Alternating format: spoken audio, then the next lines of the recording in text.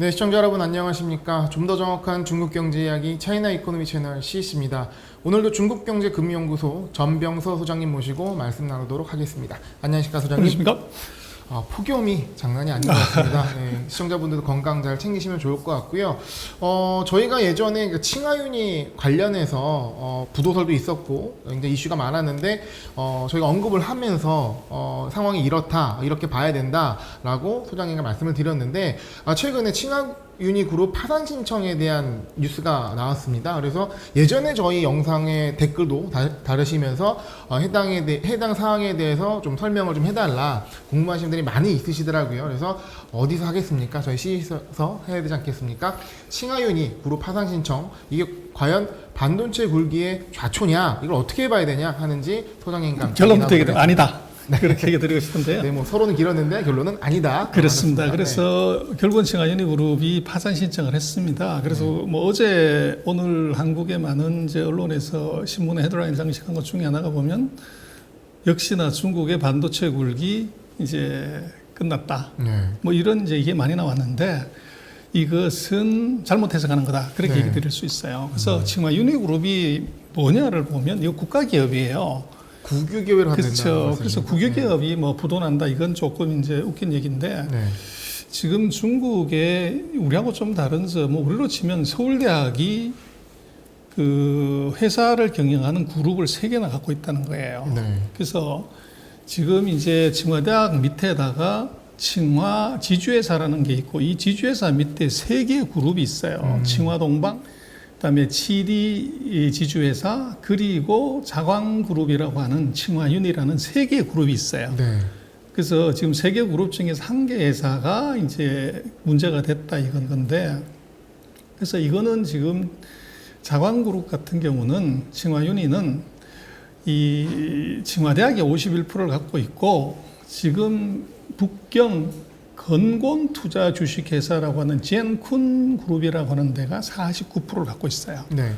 거기 지금 제가 별표를 해놨습니다만은 그 안경 쓴 이제 이 회장이 있는데 이 사람이 자오웨이구어라고 조위국이라고 하는 사람, 요 사람이 70% 지분을 갖고 있는 요 회사하고 합작인데 요 회사가 파산 신청을 한 거예요.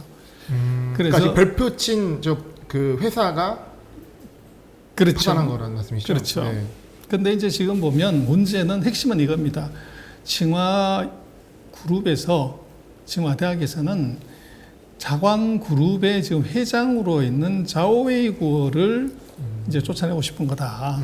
이번은 그렇게 봐야 되고. 그래서 자오웨이구어는 칭화대학을 나왔고, 근데 특이하게 이 사람은 저 신장 우르무치 이제 위굴주가 사는 아주 오지에서 태어났고, 거기서 이제 칭화대 전자공학과를 들어왔어요. 뭐 천재라고 봐야 되겠죠. 그리고 그 칭화윤희 그룹에서 엔지니어로 근무를 했다가 그 자기가 창업을 해가지고 이제 북경 젠쿤 그룹이라는 거 여기서 돈을 번 거예요. 근데 그 돈은 사실은 전자회사 해갖고 번 게 아니고 신장성에서 부동산 관련되는 그 붐에 편승해가지고 떼돈을 번 겁니다. 그리고 나서 2009년에 이제 칭화윤희 그룹과 합작을 하면서 거기 회장으로 들어왔어요. 그래서 이제 칭화그룹 내에서 반도체 산업을 총괄하는 이제 회장이었는데 작년에 이미 칭화윤희 그룹의 2개 회사가 계열사 회사채 부도가 있었어요. 근데 그냥 넘어갔죠. 그때도 뭐 한국 언론에서는 칭화윤희 부도난다, 뭐 중국 반도체 굴기 끝났다, 뭐 여러 가지 얘기가 나왔는데 멀쩡하게 잘 굴러갔죠. 근데 거기에 숨어 있는 사람이 하나 있는데 제가 오른쪽에 푸른 색깔 이름 쓰면 후하이펑이라고 젊어 보이는 그렇습니다. 이 사람이 누구냐 그러면 바로 후진타오 주석의 아들이에요.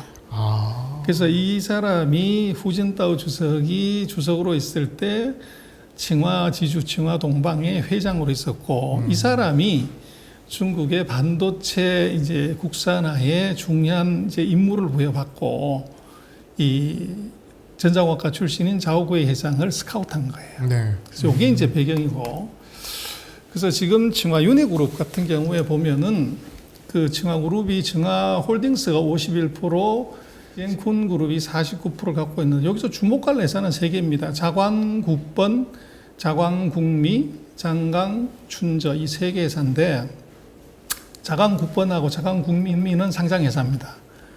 그래서 이게 큰 의미가 없다고 그 칭화유니그룹 부도가 큰 의미가 없다고 이제 말씀드렸는데 어제 보면 자광국미가 거의 상한가까지 갑니다.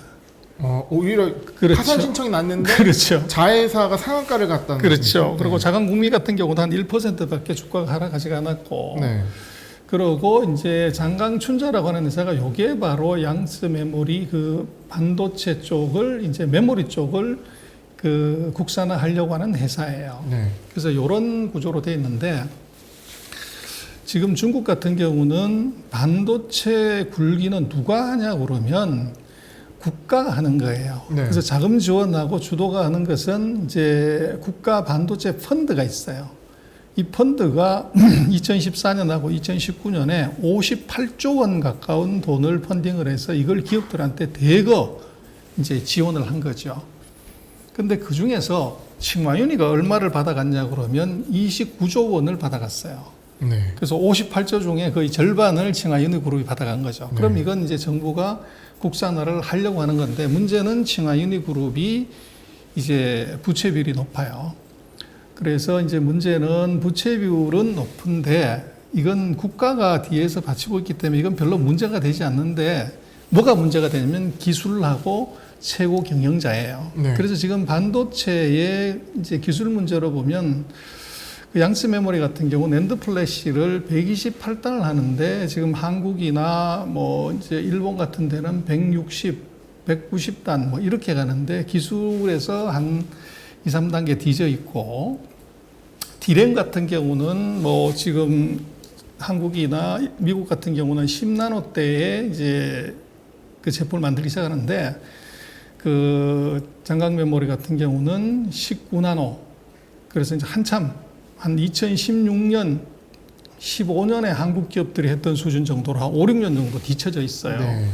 그래서 정부가 이제 기술 개발하려고 하는 데서 많이 이제 부족했고, 근데 이 아까도 말씀을 드렸지만 이번 칭화유니그룹의 부도는 이것은 자오웨이구어 회장을 퇴출시키기 위한 수순이라고 말씀드릴 수 있는 것이 이 자오웨이구어 회장이 자기가 회장으로 있는 회사가 127개가 있어요. 굉장히 문어발식 경영을 그렇죠. 하는데, 그래서 반도체 개발하라고 이제 국산하라고 회장시켜놨더니 네. 자기 재택한 거죠. 좀 오버했다고 그리고 봐야 기술은 될까요? 네. 뭐 흐지부지고. 그래서 이번 칭화유니그룹의 이 그룹 모회사의 파산 신청은 이것은 칭화유니그룹의 위기라든지 이것보다는 지금 합작을 한 그 북경 지엔쿤 그룹 그 자오웨이 회장을 축출하고 이 지엔쿤 지분을 대폭적으로 축소시키는 방안으로 가는 겁니다. 그래서 이게 무슨 말이냐면 구조정이 들어가게 되면 기존 주주는 지분을 매입 소각하죠. 네. 그리고 우리도 그렇지만 공적 자금을 넣잖아요. 네. 그래서 예를 들면 대우조선 같은 경우도 이제 기존 주주 지분은 다 상각을 하고 그 예를 들면 산업은행 같은 이제 공적 기관들이 자금을 넣거나 또는 출자 전환을 해서 대주주가 되는 거죠. 네. 그렇듯이 이제 칭화유니그룹 같은 경우도 파산 신청을 하게 되면 자오웨이구어 지분은 다 날려버리고 새로운 제3자 그 사람이 돈을 넣는 거죠. 그렇게 되면 이제 칭화유니그룹으로서는 새로운 캐시가 들어오게 되죠. 제 3자가 뭐 투자자일 수도 있고 뭐 국가 자금일 그렇죠. 수도 기관일 있고. 수도 있고 예. 이제 그렇게 되면은 신규 자금이 들어오게 되면 새로운 투자를 할 수가 있죠. 네.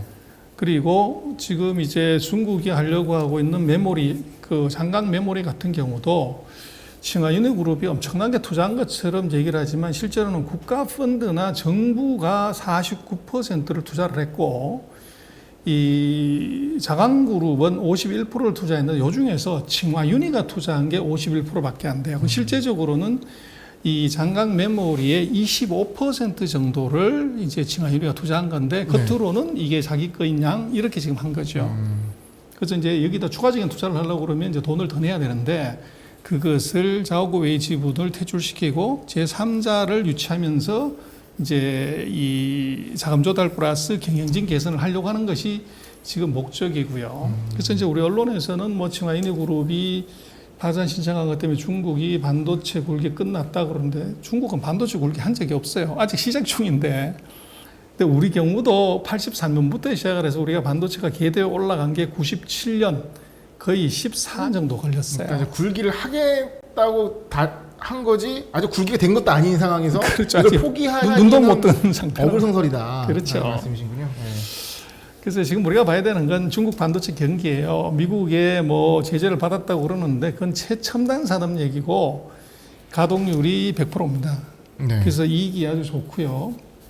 그리고 지금 중국이 제재를 받고 있는 것은 그 10나노 이하인데 이건 정말로 하이엔드 제품에 들어가는 것이고 14, 16, 20, 28, 45 보통의 지금 전자기기 자동차에 들어가는 것들은 미국의 제재 대상이 아니에요. 네. 그러다 보니까 지금 중국의 전 반도체 회사들은 영업이 무지 잘 되는 거죠. 오로지 캐파로. 그렇죠. 네. SMIC나 이런 하웨이 같이 미국의 제재를 받는 회사들만 신규 이제 투자를 못 한다는 것일 뿐 기존에 있는 회사들은 떠덤불고 있다. 근데 어쨌거나 지금 이제 칭화윤희를 계기로 놓고 보면 다시 돌아오지만 중국의 장비 국산화가 중요해져요. 네. 이제 국산화의 최대 수혜주는 장비다. 네. 그래서 중국은 지금 뭐 태양광 패널, 폴리실리콘, 히토류, 철강, LCD, 배터리, 에틸렌, 배터리까지는 전 세계 1등입니다. 전 세계 점유율이 38에서 72%를 가져가요. 근데 반도체는 15%밖에 안 돼요. 그래서 이걸 이제 미국에서 벗어나려면 국산을 해야 되고 그 국산화에서 이제 그 어떻게 보면 제일 큰 수혜는 장비 국산화가 중요하죠. 네. 그래서 어제 같은 모그룹이 이게 부도가 나와서 파산 신청한다고 하는데 자회사인 자광 주식은 주가가 이제 어제 같은 경우 거의 상한가 근처까지 갔어요. 자강 주식은 무슨 사업을 하는 회사인가요? 그래서 반도체의 그 뭐 디자인, 설계 쪽. 뭐 예. 이런 쪽이 강하죠. 네.